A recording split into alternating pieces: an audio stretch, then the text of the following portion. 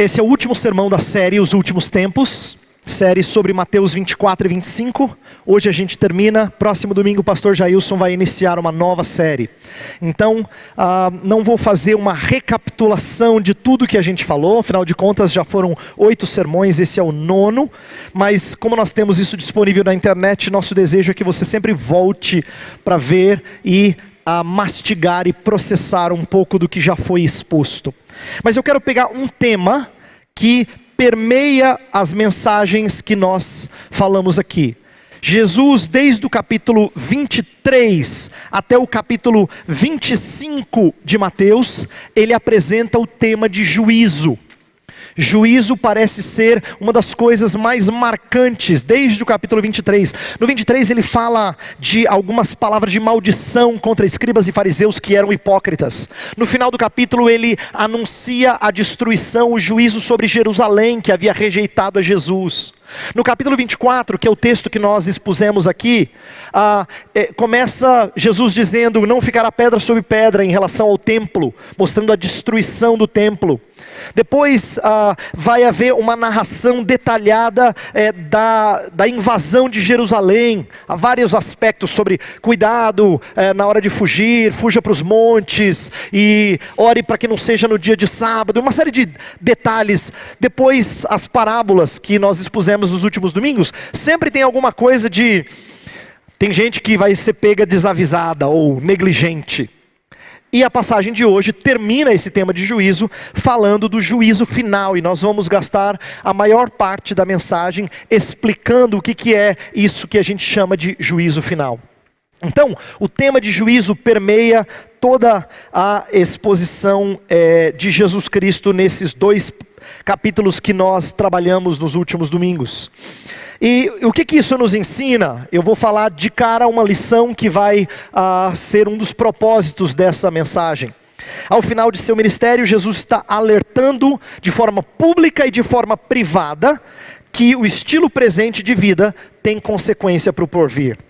Isto é, Jesus disse tanto em praça pública para pessoas que não o temiam, fala assim, vem juízo sobre vocês.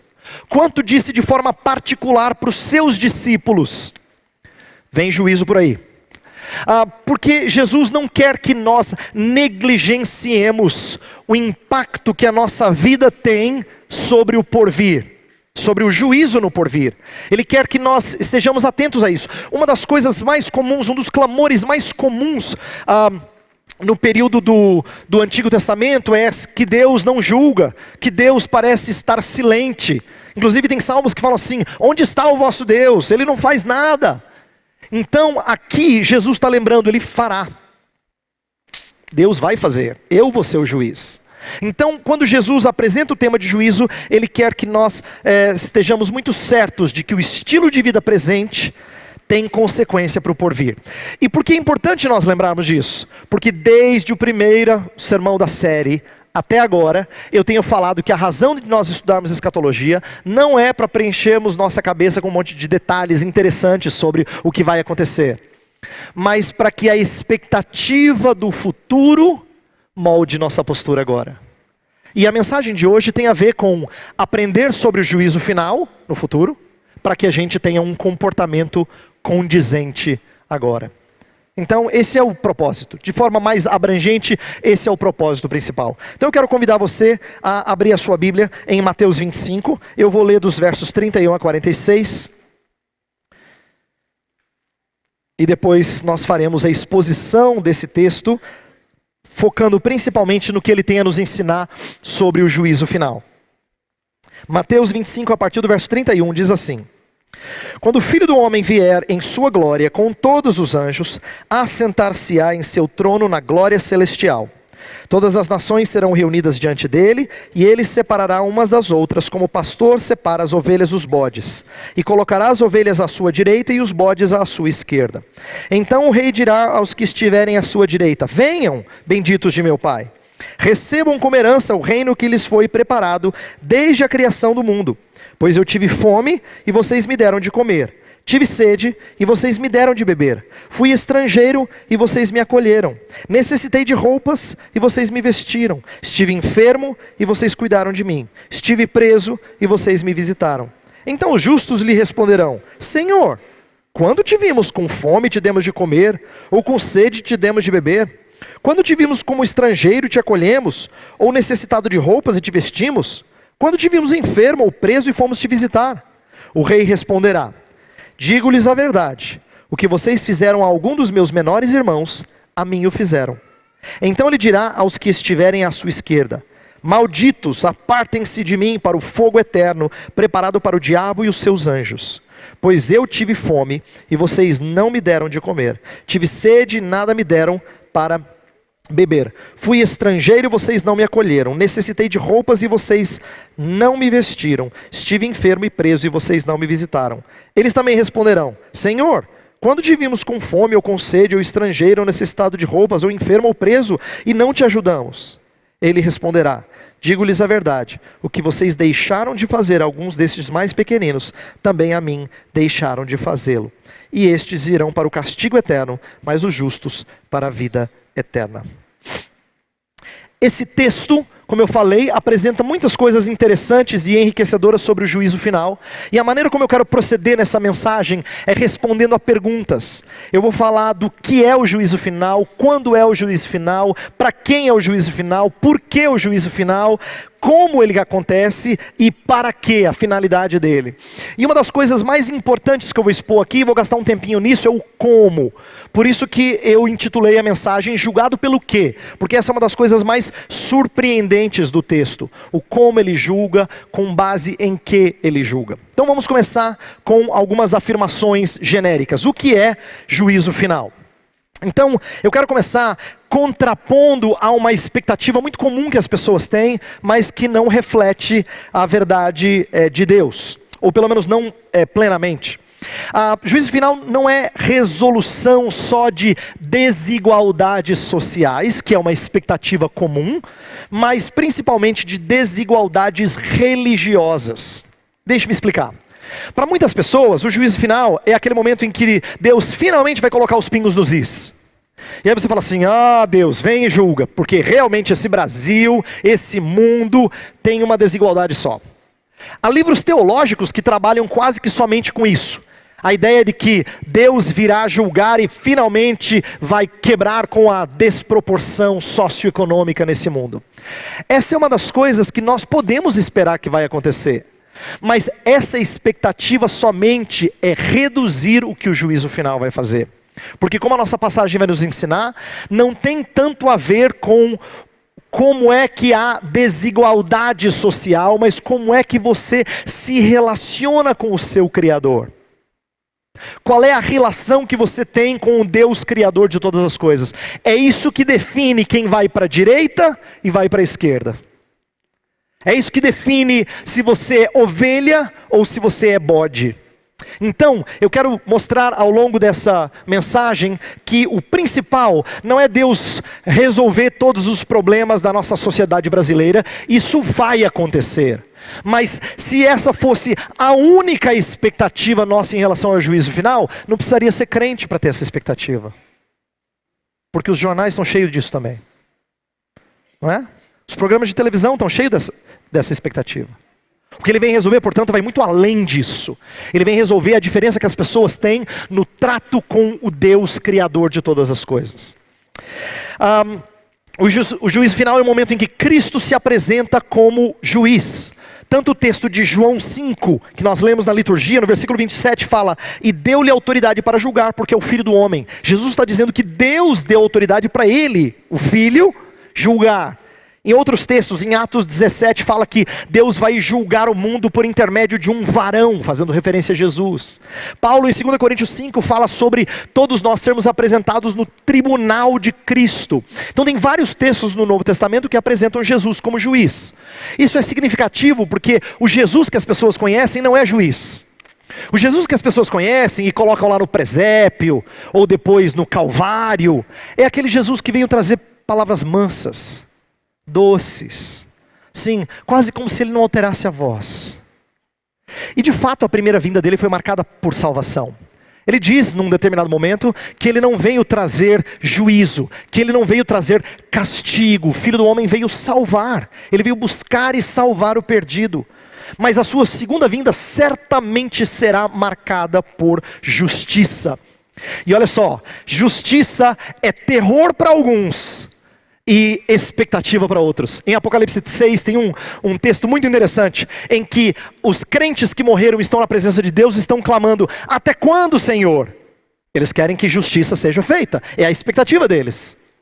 Alguns versos depois, os governantes da terra estão pedindo para os montes: cair sobre nós, para que a gente não veja a ira do Cordeiro. A mesma justiça é terror para outros. Então, nós temos um juízo que causa reações muito diferentes. No versículo 31, diz que quando o Filho do Homem vier em sua glória, ele vai se assentar no trono. E no versículo 34, chama o Filho do Homem de rei. A ideia de trono é de uma posição de juízo. Quando o rei saía dos seus aposentos e ele sentava no trono, ele chamava as causas para que as resolvesse. Essa é a ideia do juízo final. É uma imagem que representa como é que Deus vai cobrar de todo homem a sua situação com ele. Então, em suma, é isso que é o juízo final. Mas quando e para quem ele é dirigido? Então vamos trabalhar com quando primeiro. O juízo acontece na segunda vinda. É muito importante que eu diga isso. Parece óbvio, mas não é. Por causa de diferentes disputas e teologias, há pessoas que pensam que o juízo final vem, vai acontecer, mas depois tem um monte de coisas ainda. E eu quero que você compreenda que a razão dele ser chamado juízo final é porque depois dele é o final. Entendeu? Muito simples, né? Não é verdade que é simples para todo mundo. Para muita gente, depois do juízo final ainda tem muita coisa para acontecer. O tal do milênio e tal. Mas uma das coisas mais marcantes e óbvias do texto sagrado é que depois do juízo final você vai para o seu destino eterno. Para uns Jesus diz: entrem no gozo. Para outros diz: vocês vão para o castigo eterno. Então a ideia é que o juízo final ele é consumador, ele é um evento que resolve e termina, bota um ponto final nessa história toda. Ele é consumador do destino eterno de homens e inclusive de anjos. O nosso texto fala de um lugar preparado para o diabo e os seus anjos. O livro de Apocalipse fala a mesma coisa. Então, Deus vai julgar todas as criaturas com algum tipo de moralidade, homens e anjos. Então não há qualquer outro estágio após o juízo, ele é consumador. Mas além de falar sobre isso, é importante que a gente saiba que ele é dirigido para quem? Todos os homens são alvos do juízo de Deus. Verso 32 fala assim, do nosso texto: todas as nações serão reunidas diante dele. É interessante que Jesus tenha falado de todas as nações. Ele poderia ter dito todos os homens, mas eu quero que você compreenda que no capítulo 24, no versículo 14, ele falou que o evangelho seria levado a todas as nações. Então agora ele fala: todas as nações comparecerão diante do rei. Por que Jesus está tratando disso? Ele quer dizer que assim como o evangelho é universal, ele é espalhado de forma universal, o juízo também o será, para todos. Pressupõe que os homens ouviram as boas novas e agora serão julgados baseados em sua resposta para com as boas novas. Inclusive, uma das coisas que a gente aprende através da Escritura é que Deus sempre julga os homens de forma justa, nunca punindo aqueles que receberam menos revelação igual àqueles que receberam mais revelação. Pelo contrário, Deus sempre é justo. Ele castiga com mais severidade quem teve exposição à verdade, mais tempo, e com menos severidade a quem teve menos contato com a verdade. Então existe algo interessante acerca disso. Ninguém foge do juízo, até porque todos os homens, mesmo aqueles que morreram sem conhecimento da verdade bíblica, Romanos 1 fala que eles morrem indesculpáveis, por causa da exposição deles à verdade de Deus estampada na criação e dentro do seu próprio ser. Deus fala em todo lugar, especialmente na sua palavra. Mas Deus se revela em todo lugar. Por isso, todos os homens são passíveis de juízo e serão julgados com base em suas respostas. Mas uma das perguntas mais frequentes que as pessoas fazem é: por quê? Pastor, quando alguém morre hoje, ele não vai para o céu ou para o inferno? Então assim, para que no final tem que ter juízo final se já resolveu mesmo? Não é? Se uns já foram para um lugar, outros já foram para outro lugar. Por que tem que ter juízo final? E é importante que a gente compreenda que existe razão para isso. Eu quero dar 4 razões, breves, mas que eu acho que ajudam a gente a entender o porquê do juízo final. A primeira é que diz a Bíblia que alguns estarão vivos quando Jesus Cristo voltar. E eles têm que ser encaminhados para o seu destino final. Então os que estiverem vivos receberão o seu destino. Isto é, ou vão para o lugar de tormento ou para o lugar de alegria. Então tem que julgar os vivos. Mas mais do que isso, tem que ratificar a situação dos mortos. A ideia é que quando as pessoas são levadas, ninguém sabe o destino delas. Tudo bem que a gente tem expectativas sempre boas. A maioria de nós não tem coragem de pensar que algum querido nosso esteja num lugar ruim. A gente fala assim, eu espero que Deus o tenha, né? Ele saiu dessa para uma outra melhor. A gente usa um monte de expressão assim, para querer dizer, nós temos expectativa de que eles estão num lugar bom. A gente não sabe, nós não sabemos. Talvez a gente tenha alguma ideia por causa do estilo de vida que eles levaram antes de Deus os conduzir para outra vida. Mas a gente não tem certeza, naquele dia a gente terá. Naquele dia vai ficar muito óbvio, muito claro. Então será ratificada e evidenciada a todos a situação dos que já morreram. Em terceiro lugar, a Bíblia também fala que tanto castigo quanto recompensa, que é chamada de galardão na Bíblia, ela tem variação. Uns receberão castigo mais severo, outros menos severo. Uns receberão mais galardão, outros menos galardão. E o juízo final, de alguma maneira, serve para isso. Para mostrar o grau ou a gradação de castigo ou de recompensa. Mas a razão principal, e eu quero gastar um pouquinho mais tempo nisso aqui, do porquê do juízo final é essa quarta. O juízo final é a declaração pública da justiça de Deus. Sabe, Deus é aquele que em toda a Escritura é chamado de justo juiz, mas que na cabeça das pessoas não parece tão justo assim. As pessoas olham assim e falam assim, Deus, se o Senhor fosse justo, não deixaria isso acontecer. E aqueles que são crentes estão tentando falar da justificação pela fé em Jesus Cristo. Mas essa justiça não parece tão nítida, afinal de contas você ainda é um pecador, como é que você se considera um justificado? Então a justiça de Deus, ela não está muito evidente aos homens nesta vida. Mas vai haver um dia em que Deus vai tornar isso tão claro como a luz do dia. A justiça de Deus será evidenciada a todos. Tem uma coisa curiosa que eu aprendi sobre juízo final alguns anos atrás e tem feito muito sentido para mim. O juízo final não é um tribunal que investiga. Deus não precisa investigar, Ele conhece corações. É um tribunal que declara, que promulga, que anuncia, que testifica da justiça de Deus. Portanto, ele é uma declaração pública da justiça de Deus. Esse vai ser o dia em que todos os homens vão olhar e vão falar assim, de fato, ele foi justo. Gostem ou não do veredito, Deus vai se mostrar justo naquele dia. Agora, como é que Deus julga? Eu acho que essa é uma das coisas mais curiosas e mais desafiadoras dessa passagem. Qual é o critério do juízo? E é importante que nós ponderemos um pouco sobre isso. A primeira impressão que a gente tem lendo essa passagem é que Deus julga baseado em obras meritórias. E existem muitas pessoas que olham para esse texto e falam sobre a importância de atos de caridade, de como nós devemos tratar as pessoas caridosamente. Por quê? Porque fala, veja só, a partir do versículo 37... 35, fala de dar de comer a quem tem fome, dar de beber a quem tem sede, acolher estrangeiro, dar roupa a necessitado, cuidar de enfermo e visitar preso. Está aí. Deus vai recompensar aqueles que fazem essas coisas e vai castigar os que não fazem essas coisas. Então você diz assim, pronto, estou perdido porque eu não faço essas coisas. É importante que a gente pondere sobre que lugar elas ocupam nessa história toda. Por que Jesus trata disso? Será que ele quer dizer assim, no final, quem fizer mais obra de caridade vai ser abençoado por Deus? Essa é a mentalidade que muitas pessoas têm.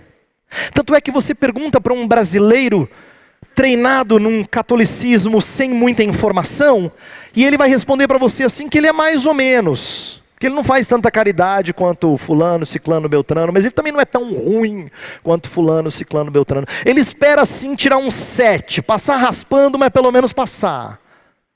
É o que ele espera. Porque ele acha que depende de quanta caridade ele faz. Por isso que, de vez em quando aperta o coração dele, ele vai lá, faz uma ligação para alguma entidade e doa X de dinheiro. Fala assim, ufa, fiz a minha parte. Mas a Escritura não trata de obras de caridade. Por quê? Veja só. Por que eu respondo não a essa primeira alternativa? Que é a alternativa que alguns às vezes trazem para interpretar esse texto.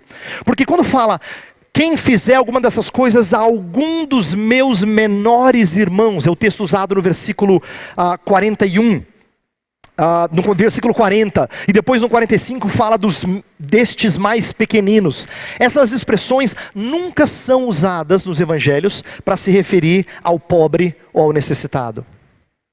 Elas não são usadas para se referir ao pobre ou necessitado. Então não é verdade que o pobre ou necessitado é um irmãozinho de Jesus, independente de como ele está com Deus. Não é verdade isso. Em nenhum lugar dos evangelhos é colocado algo dessa natureza. Para as pessoas que acreditam que Deus é pai de todos, eles acham que sim, esse seria um irmãozinho de Jesus. Mas como a Escritura nos ensina que para muitos o pai é o diabo, que é o mentiroso, né? Antes do que ter a Deus como Pai, então nós aprendemos nesse texto que não é por obras de caridade, obras de misericórdia, que alguém é julgado justo. Então qual seria uma outra alternativa? Há muito crente que olha para esse texto e fala assim, pastor, eu acho que está tratando de santificação. Está tratando de santificação.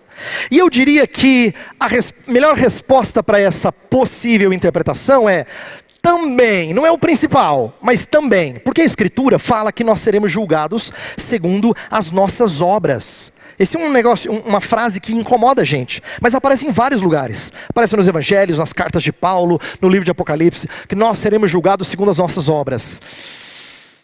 Dá aperto no coração da gente, mas a Bíblia fala isso. Então existe um elemento de obras presente no juízo final? Claro que existe. Que obras são essas? As obras das quais Tiago fala. Você crê? Mostra a tua fé com as tuas obras. Então é a ideia que nós somos julgados baseados na nossa fé, manifesta por obras.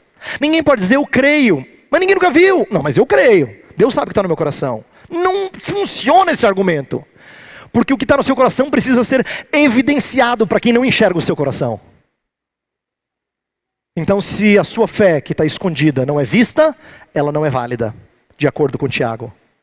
Portanto, eu diria que envolve também a nossa fé revelada em obras, isto é, manifesta em obras.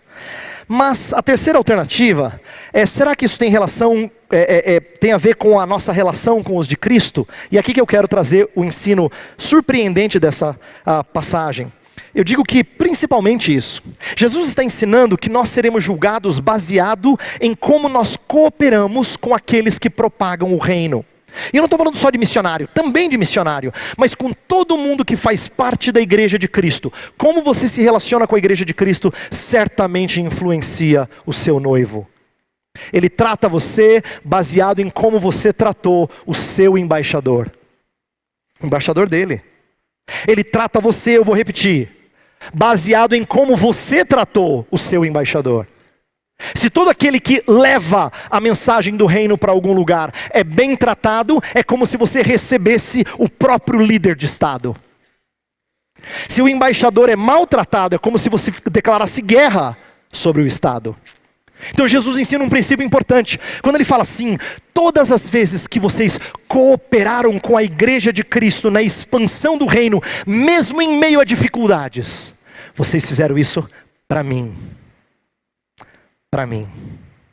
Então olha o que Jesus está dizendo, e é isso que eu quero que você compreenda. Quando ele fala assim, tive fome, me deste de comer, tive sede, me deste de beber, tive sem roupa, você me vestiu, tive preso, você me visitou, enfermo, você cuidou de mim. Ele não está tratando de obras de caridade em geral, embora nós tenhamos que, sim, aliviar o sofrimento das pessoas. Mas ele está falando especificamente das pessoas que estão levando o evangelho e que em meio a isso estão sendo privados de conforto. Quando é que Cristo vai ter alegria em ver você trabalhando? Quando você socorre esses. Quando você é apoio para esses. Por isso que eu orei por missões nessa manhã. Porque eu quero que você compreenda que isso é apenas parte. Mas é por isso que eu quero que você se dedique, se gaste pela igreja de Cristo. Porque isso é parte dessas obras das quais ele trata. Se você é alguém que tem pouco interesse, ou pouco respeito, ou pouco amor pela igreja de Cristo, você ainda não entendeu o que significa cuidar do próprio Cristo. Se você não honra o embaixador, você não honra o chefe de Estado. Então Jesus nos ensina aqui que é principalmente a nossa relação com os de Cristo que vai ser avaliada. Esse é o critério do juízo. E eu já quero adiantar para você uma coisa.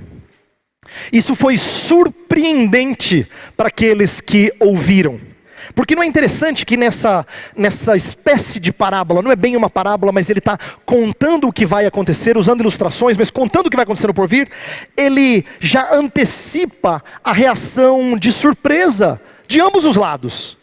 Tanto os da direita quanto os da esquerda ficam surpresos, mas o texto não fala que eles ficam surpresos com o veredito. Não é verdade que os fiéis a Deus não falavam assim, eu fui salvo? Uau, o Senhor nem imaginava. Não é assim. E nem diz o texto que os que foram condenados ficam surpreendidos com a condenação, embora em alguma medida isso eu creio que vai acontecer. Mas a surpresa é principalmente com o critério de juízo. Por quê? Porque Jesus está dizendo que quem cuida ou desonra o embaixador, cuida ou desonra o próprio Cristo. E é isso que eles não entenderam. Então deixa eu agora falar um pouco mais sobre isso. Às vezes a gente perde de vista que o nosso serviço na igreja, ou o nosso cuidado de gente que está distante anunciando o evangelho, ou a maneira como nós desrespeitamos quem está do nosso lado, de que isso é feito para com o próprio Jesus Cristo. Sabe por que eu preciso lembrar você disso? Porque você não tem essa impressão. Se fosse Jesus, você teria mais cuidado. É assim que a gente pensa. Se fosse Jesus do meu lado, eu não ia falar essas bobagens, né, pastor? Mas quando você faz isso com um dos pequeninos, você faz com o próprio Jesus. Ah, mas se fosse Jesus no campo missionário, nossa, eu dava muito dinheiro. Mas é aquele missionário pecador, mas é embaixador de Cristo. Se você faz isso para com ele, você faz isso para com o próprio Cristo. Isso foi surpreendente para aqueles que estavam ouvindo o veredito. Não pelo veredito em si, mas pelo critério. Quem fez isso a um dos meus pequeninos, fez para comigo. Quem deixou de fazer para com um dos meus pequeninos, não fez para comigo. E a razão disso ser surpreendente ficou muito claro na vida de Saulo de Tarso. Você lembra? Ele achava que ele servia o Senhor, mas ele matava aqueles hereges cristãos. E aí um dia ele se deparou com o próprio Senhor, que diz, Saulo, Saulo, por que persegues os cristãos? Não é assim que ele diz? Não foi assim que ele diz. Saulo, Saulo, por que me persegues? Aí quando o entendimento veio àquele fariseu legalista, ele percebeu que tudo aquilo que ele tinha feito contra o próprio Salvador Jesus. É por isso que, em vez que ele tem vergonha, ele fala assim, eu sou o menor dos apóstolos, eu não tenho razão de ser chamado apóstolo, eu não sou digno de ser apóstolo. Porque ele lembra que ele fez atrocidades contra o próprio Jesus. Eu quero que você compreenda, e eu compreenda que eu vou chorar junto com você, a profundidade do nosso pecado. Eu quero que você compreenda que todas as vezes que você fala uma palavra ríspida àquele que é filho de Deus, todas as vezes que você deixa de socorrer alguém do povo de Deus no meio da igreja, você deixa de fazer isso para com o próprio Salvador Jesus. Você e eu somos estúpidos para com o Salvador Jesus. Essa é a verdade. Nós fazemos diretamente para com Ele. E é por isso que o critério é tão severo. É tão severo. Porque Cristo diz que todas as vezes que isso é feito para com um pequenino, é feito para com Ele. Isso surpreende aqueles, mas eu diria que surpreende a nós também. E tem uma coisa que chamou a minha atenção e me surpreendeu nessa passagem. Que é o seguinte, não é curioso que essa passagem diz que há um juízo severo sobre pessoas que deixaram de fazer coisas. Isto é, a passagem, quando fala dos que são condenados, nenhuma vez sequer fala do que eles fizeram de ruim. Só fala do que eles deixaram de fazer de bom. Você entende o que eu quero dizer? O texto enfatiza pecados de omissão. E pra gente, na nossa cabeça, pecado de omissão sempre é mais leve do que de comissão. Você pode ver até para as leis dos homens. você cometer um crime em que você tem ação, em que você de fato infringiu intencionalmente, sempre tem um peso, um castigo mais severo do que você deixar de oferecer socorro, por exemplo. Porque para nós, omissão não é tão grave. É grave, entendeu? É pecado, mas assim não é tão grave. Mas Jesus surpreende a gente. Ele traz um castigo horroroso. Ele vai falar de fogo eterno e outras coisas mais por pecados de omissão. Eu quero que você se surpreenda com esse critério de Jesus. Por quê? Porque ele não poupa inativos, temerosos, acomodados, ainda que sejam religiosos.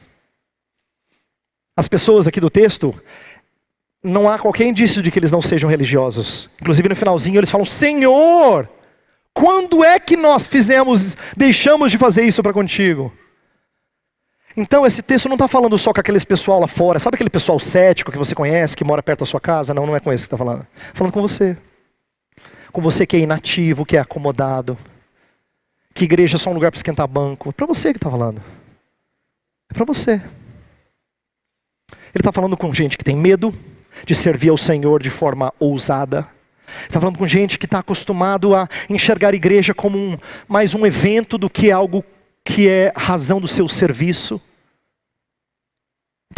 Ele está falando com você que está acostumado a ser servido antes do que servir. Ele está falando com gente como eu e como você, que temos pecado por omissão. Então eu quero que você leve isso muito a sério. A palavra é dura, e sobre pecados que normalmente nós não consideraríamos os piores. Não consideraríamos os piores. Mas é esses que Jesus cita. E é contra esses que ele traz juízo severo. Agora, para que esse juízo? Qual a finalidade do juízo? 3 coisas, e eu quero com isso começar a abrir a parte final da minha mensagem. Primeiro, ele quer separar. O texto fala que o pastor separa ovelhas e bodes. A razão era que nos tempos antigos, Jesus falou algo que era compreensível para os daquela época. O pastor sempre tinha ovelhas e bodes que caminhavam juntos durante o dia, mas ao final do dia ele tinha que separá-los, porque cada animal reage de maneira diferente. Ovelhas, por exemplo, suportam o frio com mais facilidade do que os bodes. E tem outras razões que os faz serem separados. Então, andavam juntos durante todo o tempo, mas na hora de chegar à noite, eles eram separados. Jesus pega essa ilustração do dia a dia deles para dizer: é isso que eu farei com vocês. Eu vou separar aqueles que recebem o meu favor, lado direito, daqueles que vão receber o meu desfavor, lado esquerdo. Essa separação é a primeira razão. A segunda é que ele quer sentenciar. E a sua sentença nunca é arbitrária. Nunca é arbitrária, mas corresponde às nossas obras. Então, aqui que está algo curioso. Embora eu expliquei alguns slides atrás que não são obras meritórias, ele fala de comportamento nosso. Então a verdade é que quando chegar no dia do juízo final, ninguém vai poder dizer assim: ah, mas eu não fiz isso, eu estou sendo julgado de forma injusta, porque tem a ver com o seu comportamento. Todos que estarão debaixo desse juízo estarão sendo julgados de acordo com o seu comportamento. E por último, esse juízo tem o propósito de revelar. E a Escritura fala que as coisas que estão no íntimo serão trazidas à tona. Isso será vergonhoso para os ímpios. Mas tem muitos de nós que foram treinados numa teologia em que vai passar um telão e a gente vai morrer de vergonha, vai querer fechar a cara, enfiar a cabeça num buraco, porque vai passar cada coisa feia nossa.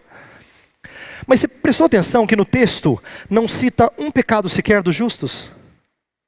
Você prestou atenção nisso?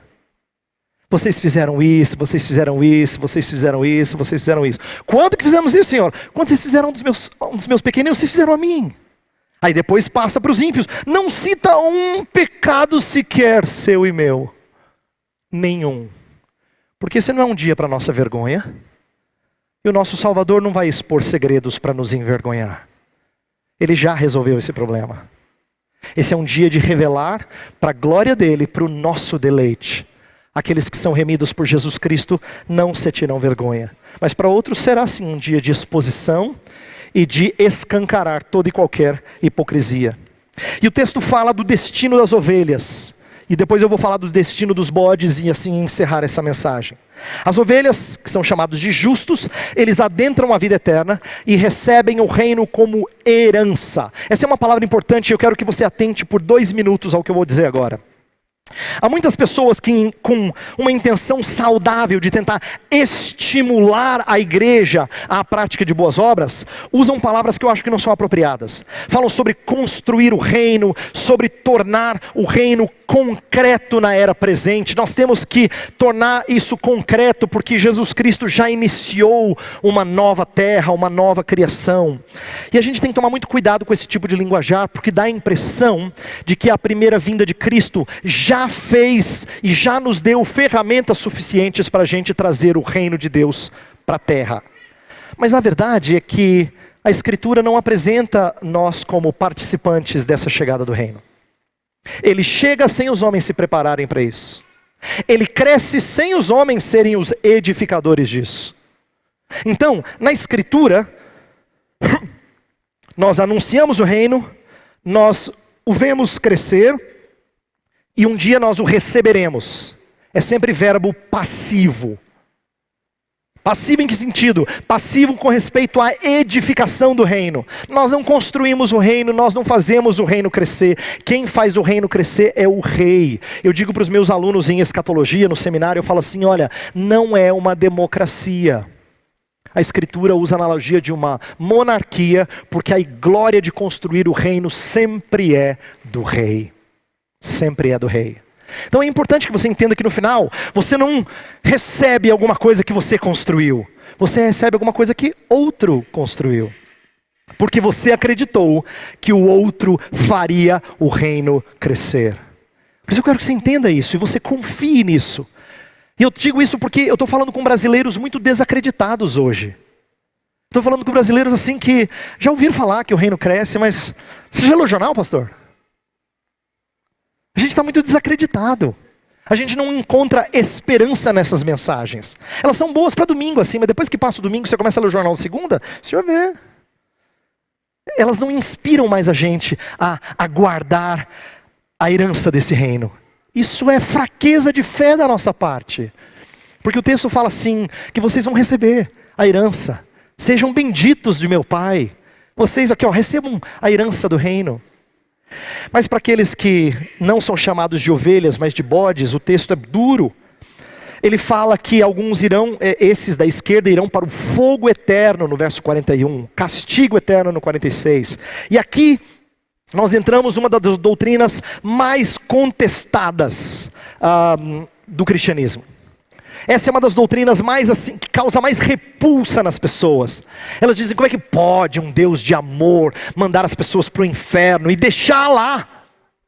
Portanto, existem, se eu pudesse resumir as oposições a essa doutrina, eu diria que tem aqueles que são universalistas, que acham que Deus vai salvar todos, em algum momento Jesus vai salvar a todos, e aí fica tudo muito bonito, e o filme termina assim, e viveram felizes para sempre, não é? Ou se não, alguns mais evangélicos e sérios com respeito à Escritura e como ela fala daqueles que vão para o castigo, eles preferem entender esse castigo como sendo uma aniquilação, ou deixar de existir. Eles são chamados aniquilacionistas. E existem argumentos diferentes que eu não consigo expor para você com detalhe, mas eu quero que você aprenda algumas coisas para reagir a essas duas tendências que eu acho que não são saudáveis. Não creio serem saudáveis.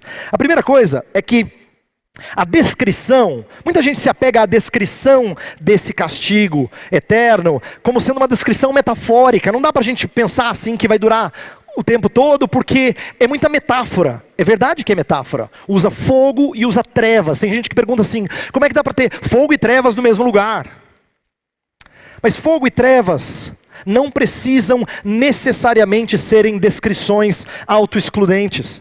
E nem precisam necessariamente serem descrições literais. Só que eles são analogias que deixam muito claro o senso de tormento e desespero. A gente sabe a dor que fogo causa, ainda que a gente só tenha que se queimado na panela.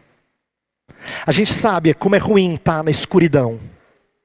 Então, Jesus comunica de maneira muito clara com analogias que todo mundo entende. Mas ainda que haja metáfora na descrição, Não, o tempo certamente não é metafórico. Quando fala que o castigo é eterno, ou quando o fogo é eterno, ele não está falando de um eterno no sentido de no porvir. É realmente pelos séculos dos séculos. Apocalipse 20 fala assim, que eles lamentaram e choraram e sofreram pelos séculos dos séculos. Portanto, nós estamos falando de uma coisa que é triste mesmo.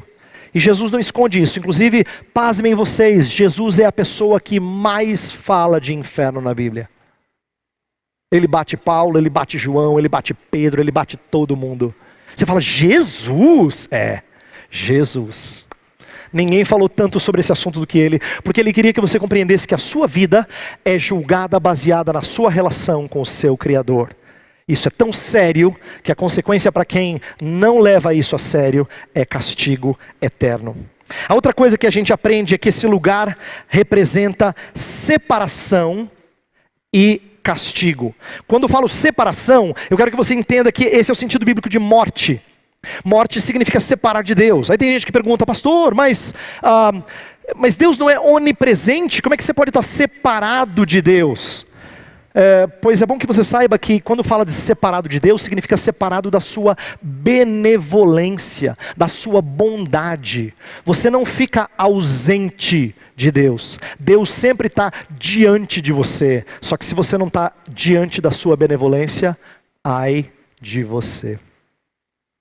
A presença dele pode ser aterrorizadora.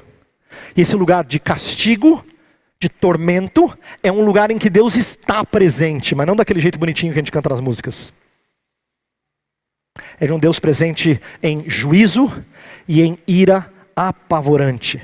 Portanto, morte não significa inexistência. Quando morre, você não deixa de existir. Pelo contrário, Jesus fala assim, aquele que crê em mim não morrerá eternamente. Existe morte eterna na Bíblia. Morte eterna? Como assim? Você ressuscita para a morte eterna. Como assim? Você ressuscita, você não tem vida? Você pode ter existência, mas você está separado de Deus. Então você está eternamente separado de Deus. Eternamente morto. É isso que a Escritura ensina. E eu digo a vocês que ninguém sabe o que isso significa. Os homens que estão sem Deus, isto é, sem Deus como norma de vida para eles, não sabem o que isso significa. Eles ainda experimentam de constante benevolência de Deus. E eles brincam com isso. Um dia Deus vai tirar toda e qualquer bondade, expressão da sua bondade, para eles experimentarem apenas a sua ira. Eu quero fechar dizendo o seguinte, por que eu, pastor Jailson, o seminarista Matias, por que nós pregamos essa série? Por que ela é importante? E eu tenho duas considerações muito simples, mas necessárias. Eu acho que nós transmitimos a vocês conhecimento suficiente para moldar nossa postura no presente. Se você acha que foi muita coisa de uma vez só, tem vídeo, você pode assistir de novo. E se você estudar com cuidado, se você participar do grupo no meio de semana, e mastigar e processar essas coisas, você vai ver que tem muito material. Tem mais, é verdade. Mas eu acho que vocês já receberam conhecimento suficiente para moldar a postura no presente. Portanto, nós não temos aqui que ficar necessariamente insatisfeitos ou elucubrando sobre outras coisas que o pastor Heber ou o pastor Jailson não responderam. Pelo contrário, nós temos que pegar aquilo que nos foi dado e fazer o quê? Aqui vem o segundo e último ponto. Conhecimento precisa ser processado a fim de ser absorvido e gerar mudança de vida. Eu conheço muita gente, e eu sou passível dessa acusação, que conhecem bastante de escatologia. Mas isso não muda o seu viver. Porque conhecimento na vida cristã funciona assim. Embora você possa tê-lo aqui, ele precisa ser processado e precisa ser solidificado na sua vida para que ele tenha uma reação. Para que ele mude a sua postura. Você já conversou com pessoas em que você fala assim, fulano está errado. Ele fala, eu sei. Você sabe, então o que você faz? Ele faz porque ele não ama isso que ele sabe. Você precisa amar essas coisas para que elas mudem o seu proceder. Então uma coisa é você saber de escatologia. Uma coisa é você ouvir a série de novo, mais de uma vez. Pastor, agora acho que eu entendi. Acho que eu até posso dar aula sobre o assunto. Outra coisa é você amar essas verdades. Elas se tornarem preciosas para vocês. Se elas não forem, eu tenho uma palavra dura para vocês. Se elas não forem, elas vão servir de juízo para vocês. Quanto mais conhecimento você tem, maior é o rigor com o qual Deus te julga. Se soubesse, você nem vinha na série, né? Não é assim que a gente reage. O conhecimento de Deus precisa ser amado, apreciado, apropriado, para então Ele mudar proceder. Eu vou orar para que isso aconteça com você e comigo também. Porque nós temos tido na igreja oportunidades inúmeras para conhecer bastante a Deus. Se você já frequentou outra igreja e veio de um contexto em que a Bíblia não é tão ensinada assim, você sabe do que eu estou falando. Há muitas igrejas em que a verdade de Deus não é ensinada com riqueza. Tem gente que até se sufoca de tanta coisa que o pastor fala, e o pastor fala rápido. Então o conhecimento tem o suficiente. Mas eu não quero que você seja só cheio de conhecimento, eu quero que você ame essas coisas. Então nós vamos clamar por isso agora. Feche os seus olhos.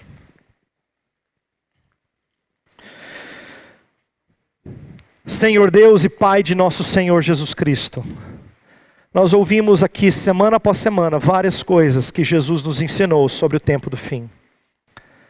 E tivemos conhecimento suficiente para que moldássemos nossa postura hoje. Mas a verdade é que eu e os meus irmãos estamos cansados de ver nossa postura tão inconsistente com aquilo que nós conhecemos. Nós ainda somos pecadores, Senhor. Nós ainda nos apegamos às coisas desta vida. Nós ainda valorizamos muito dinheiro, a educação dos nossos filhos, os relacionamentos familiares. E nós valorizamos isso mais do que o Senhor. Embora a gente diga amar o Senhor. Perdoa-nos, Pai. Porque nós expressamos aqui constantemente a nossa incredulidade. Nossa oração nesse final de culto é que o Senhor nos constranja, que haja persuasão, que nós sejamos levados a ajoelhar e a clamar que o Senhor opere mudança. Há muita gente aqui que conhece bastante o Senhor, muito mais do que muitos evangélicos ao redor do Brasil. E graças ao Senhor por isso. Mas enquanto suas vidas não forem transformadas, nós teremos tristeza em saber que esse conhecimento poderá servir para juízo. Então desperta o teu povo. Desperta as pessoas que têm aprendido a viverem de forma santa, a se prepararem para uma vida de peregrinos, de forasteiros, que não olham para esta vida aqui como alvo final, mas que têm seus olhos lá na frente. Ó Deus, molda o teu povo, nós te pedimos. Pedimos que o Senhor faça isso constantemente, porque embora hoje nós saiamos daqui tocados, é possível que durante a semana ou com o passar das semanas isso esfrie de novo. Nós precisamos do Senhor sempre. Então para aquelas pessoas que têm visitado nossa igreja, Senhor, não os deixem sair. Eles precisam ouvir sua palavra sempre. Para os membros da nossa igreja, não os permita serem relapsos na frequência. Eles precisam ouvir sua palavra sempre. Leva-nos todos ao arrependimento, nós te pedimos, em nome do teu Filho Jesus. Amém.